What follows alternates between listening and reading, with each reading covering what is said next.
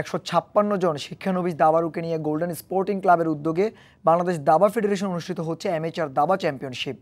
অন্যান্য দেশের খেলোয়াড়রা যেখানে অ্যামেচার দাবা বিশ্বকাপে অংশ নিয়ে খ্যাতি অর্জন করছে, সেখানে বাংলাদেশের দাবাড়ুদের কাছে এই আয়োজন প্রথমবার। তবে এবার দেশের শৌখিন দাবাড়ুদের উৎসাহ দিতে আয়োজিত এই টুর্নামেন্টের চ্যাম্পিয়ন খেলোয়াড়কে অ্যামেচার দাবা বিশ্বকাপে পাঠানোর সিদ্ধান্ত নিয়েছে আয়োজকরা। শৌখিন দাবাড়ুদের নিয়ে দেশের দাবা অঙ্গনে প্রথমবারের মতো অনুষ্ঠিত হচ্ছে এমন টুর্নামেন্ট। তাই তেমন প্রচার না থাকলেও এই টুর্নামেন্টকে ঘিরে উৎসাহের কমতি নেই শৌখিন দাবাড়ুদের। দেশের বিভিন্ন স্থান থেকে 156 জন দাবাড়ু অংশ নিয়েছেন এ আসরে।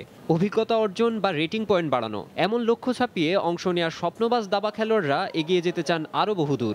আমার রেটিং এখন 1987, তো আমি এখন আর কি অভিজ্ঞতা অর্জন করতে যাচ্ছি, আর আস্তে আস্তে রেটিং বাড়ানোর চেষ্টা করব। 2.5 পয়েন্ট পাইছি, হ্যাঁ, তাতে আমরা একটু আগায় যাচ্ছি, চেষ্টা করছি আর একটু ভালো পারফরমেন্স করব। ন্যাশনাল চ্যাম্পিয়ন হব, রেটিং 2021 করব, ফিদে মাস্টার হব, তারপরে গ্র্যান্ড মাস্টার হই। এদিকে দেশের মাটিতে সম্ভাবনাময় এই খেলাটি নিয়ে বড় স্বপ্ন দেখছেন আয়োজক গোল্ডেন স্পোর্টিং ক্লাবও। বিশ্ব অ্যামেচার দাবা চ্যাম্পিয়নশিপের পাশাপাশি এশিয়ান অথবা দক্ষিণ এশিয়ান দাবা চ্যাম্পিয়নশিপের মতো টুর্নামেন্টগুলোতে খেলতে অন্তত 2300 রেটিং পয়েন্ট অর্জন করতে হবে। রেটিং পয়েন্ট 2000-এর নিচে এমন দাবাড়ুরা এ ধরনের টুর্নামেন্টের মাধ্যমে পয়েন্ট বাড়িয়ে আন্তর্জাতিক টুর্নামেন্টগুলোতে অংশ নেওয়ার যোগ্যতা অর্জন করবে, এমনটাই দাবি আয়োজকদের। রেটিং চেস চ্যাম্পিয়নশিপ থেকে একজন যে চ্যাম্পিয়ন হবে তাকে আমরা এই আগামী মাসের 6 তারিখে ব্রুনাইতে এশিয়ান অ্যামেচার চেস চ্যাম্পিয়নশিপ অনুষ্ঠিত হতে যাচ্ছে। এই চ্যাম্পিয়নশিপে বাংলাদেশ থেকে আজ পর্যন্ত কোনো প্লেয়ার পাঠানো হয় না, বাংলাদেশ দাবা ফেডারেশন থেকে পাঠানো নয়।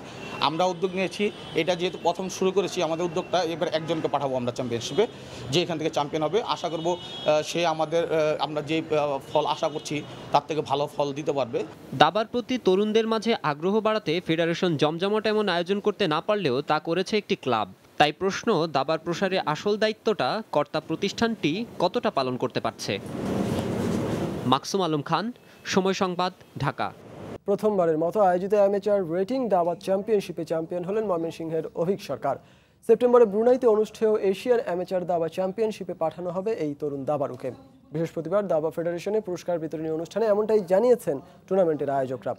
রেটিং পয়েন্টে 2000-এর নিচে এমন 156 জন দাবাড়ুকে নিয়ে গোল্ডেন স্পোর্টিং ক্লাবের আয়োজনে শুরু হয় প্রতিযোগিতা।